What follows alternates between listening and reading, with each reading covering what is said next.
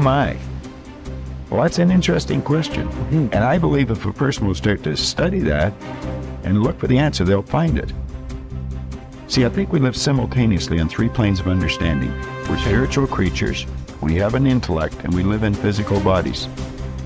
Okay. But because we lack awareness or understanding of who we are, we're totally locked into a physical world, and we let things outside of us control us.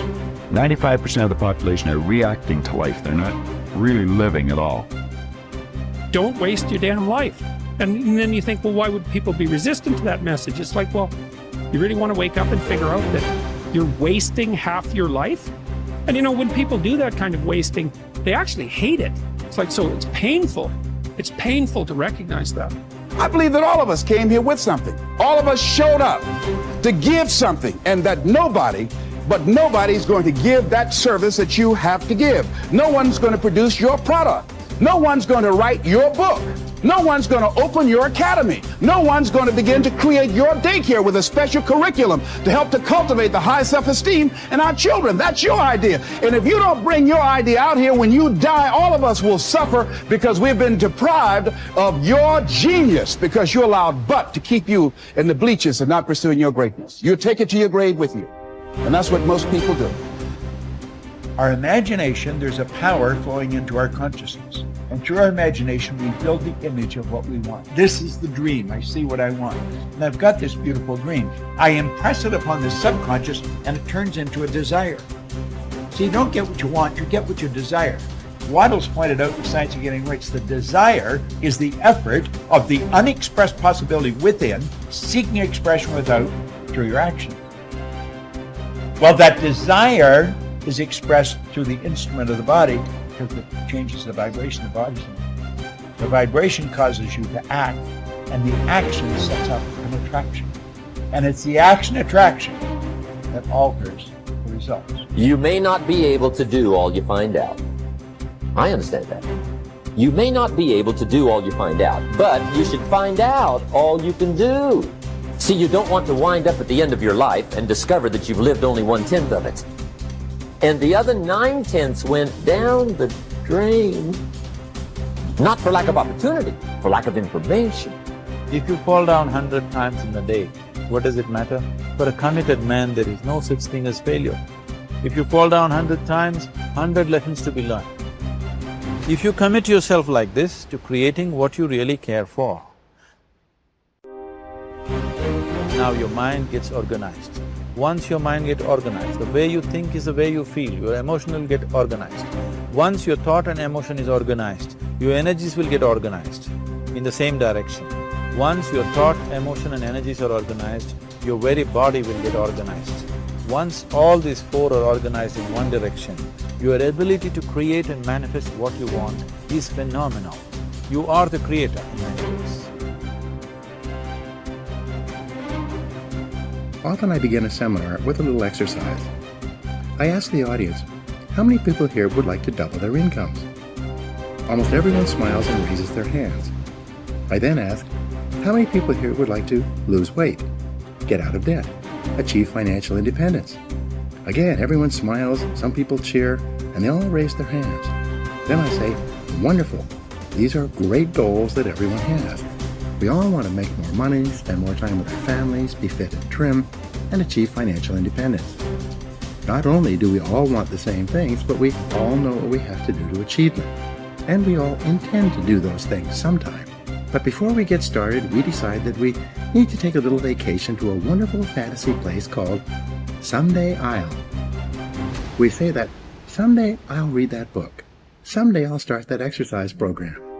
Someday I'll upgrade my skills and earn more money. Someday I'll get my finances under control and get out of debt. Someday I'll do all the things that I know I need to do to achieve all my goals. Someday. Probably 80% of the population lives on Someday I'll most of the time. They think and dream and fantasize about all the things they're going to do someday. And who are they surrounded by on Someday I'll? Other people on Someday I'll. And what is the chief topic of conversation on Someday I'll? Excuses. They all sit around and swap excuses for being on the island. Why are you here? They ask each other. And, not surprisingly, their excuses are largely the same. I didn't have a happy childhood. I didn't get a good education. I don't have any money. My boss is really critical. My marriage is no good. No one appreciates me. Or, the economy is terrible. They have come down with the disease of excusitis, which is invariably fatal to success. They all have good intentions, but as everyone knows, the road to hell is paved with good intentions. The first rule of success is simple. Vote yourself off the island. No more excuses. Do it or don't do it, but don't make excuses. Stop using your incredible brain to think up elaborate rationalizations and justifications for not taking action. Do something, do anything. Get on with it. Repeat to yourself, if it's to be, it's up to me. Losers make excuses. Winners make progress. Now, how can you tell if your favorite excuse is valid or not? It's simple. Look around and ask, is there anyone else who has my same excuse who is successful anyway? When you ask this question, if you're honest, you'll have to admit that there are thousands and even millions of people who've had it far worse than you, who have gone on to do wonderful things with their lives. And what thousands and millions of other people have done, you can do as well, if you try. It's been said that if people put as much energy into achieving their goal as they spend making up excuses for failure, they would actually surprise themselves. But first, you have to vote yourself off the island. Here's how to really cash in on this year. Number one, get serious. Life is serious. We call it life or death. Somebody asked me one time if I had a good description of life. I said, yes, I think I've got a good one. Life is the struggle to keep death at a respectable distance. Right? Death seems to want to move in prematurely. If you want to live a good, long, flourishing life, you got to push back. You can't just give in. You got to push back. And we're dealing with some serious matters here. So we can't just, tell the latest 10 jokes and just go home. We're not here to entertain. We're here to instruct. We're here to grow. We're here to learn. We're here to get the best we possibly can. Serious. Life is serious. The future is serious. One ancient novelist said, these are the best of times and these are the worst of times. And for some of those who came across this platform at the extravaganza, $1 million a year incomes, for them, it's the best of times. But I want you to know that while they're getting the diamonds and the millions, there are a lot of people around the world, for them, it is the worst of times. The best of times and the worst of times. That's called serious matter. How come such a difference from those who can reach such incredible heights and those who haven't yet found the answers for their life and their health and their future? We just have to ponder that and let that give us a note of seriousness, a note of seriousness. It's serious whether you win or lose. It's serious whether you succeed or fail. It's serious whether you've got a good future carved out for yourself or you do not have. These are serious matters. Matters of the heart are serious. Matters of income are serious. Matters of supporting your family, serious. See what you can do, touch the lives of as many people as you can possibly touch. Number one was get serious. Here's number two, get smart. That's what these journals are for. That's what pad and pencil's for. That's what taking notes is for. See if you can't increase your ability to comprehend ideas, information that can be life-transforming. Don't miss the opportunity to learn. Take a good key phrase home, use it in your training. Don't be lazy in learning. Don't be casual in learning. Develop a whole new intensity for the 90s that you're not going to miss the information. You're not going to miss the stories. You're not going to miss the details. Get smart. Here's a couple of parts to it. Number one, your own personal experience. Right? If you've had a bad week, just sit down and ponder that for a while. Study it. See if you can't pick up some ideas from a poor week and then make a better week. Okay? Learn from your own experiences. One way to learn to do it right is do it wrong. And that's one way to learn to do it right. Do it wrong. Now the key is don't let it take too long. If you've done it wrong for a year, we suggest that's long enough. You don't need another year just to prove a point. No, 1 year is enough. Learn from your own experience. Try as hard as you wish, and you cannot be happy unless you believe in yourself. Work with all the strength at your command, and you cannot accumulate more than barely enough to live on unless you believe in yourself. The one and only person in all this world through whose efforts you can be supremely happy under all circumstances, and through whose labor you can accumulate all the material wealth that you can use legitimately, is yourself. Self-confidence might rightly be understood as the backbone of Hill's success system. But despite how crucial it is for prosperity and happiness, this characteristic is significantly underdeveloped in most individuals. The majority of human beings in today's world move through life aimlessly and dejectedly, casting their eyes on the ground rather than up and ahead to the financial, spiritual, and emotional riches they could claim.